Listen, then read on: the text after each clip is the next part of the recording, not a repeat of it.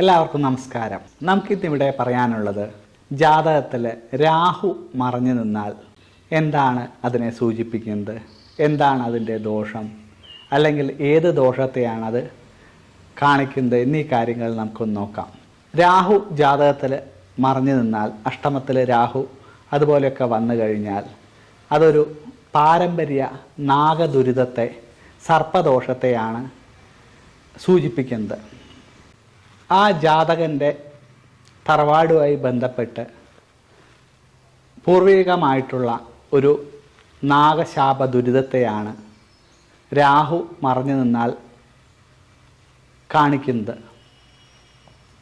ആ ജാതകൻ്റെ തറവാട്ടിലോ തറവാടുമായി ബന്ധപ്പെട്ട ഏതെങ്കിലും ഭൂമിയിലോ സർപ്പക്കാവുകളോ അല്ലെങ്കിൽ നാഗപൂജയോ നടന്നിരുന്ന സ്ഥലം നശിപ്പിക്കപ്പെട്ടതോ അല്ലെങ്കിൽ അവിടെ അശുദ്ധി വന്നതോ ആയ ദോഷങ്ങളെയാണ് രാഹു മറഞ്ഞു നിന്നാൽ അതിൽ നിന്നും നമുക്ക് മനസ്സിലാവുന്നത്.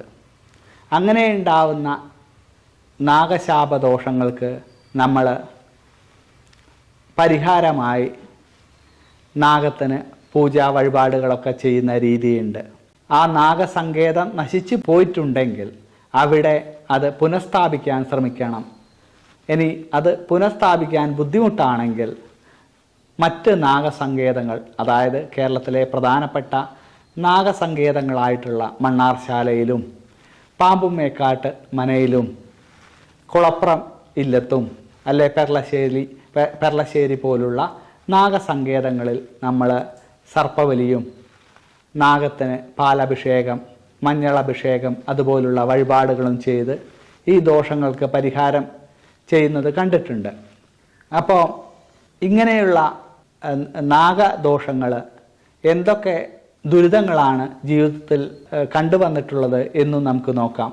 നാഗദോഷങ്ങൾ കൊണ്ട് ത്വക്ക് രോഗങ്ങളും മനോദുഃഖങ്ങളും സന്താനങ്ങൾക്ക് ദുരിതങ്ങളും, അല്ലെങ്കിൽ സന്താനങ്ങൾ തറവാട്ടിലേക്ക് ഇല്ലാതെ വരികയും അല്ലെങ്കിൽ ആരോഗ്യത്തിന് ബുദ്ധിമുട്ടുള്ള സന്താനങ്ങൾ ജനിക്കുകയും എന്നീ കാര്യങ്ങളൊക്കെ നമ്മൾ കണ്ടിട്ടുണ്ട്.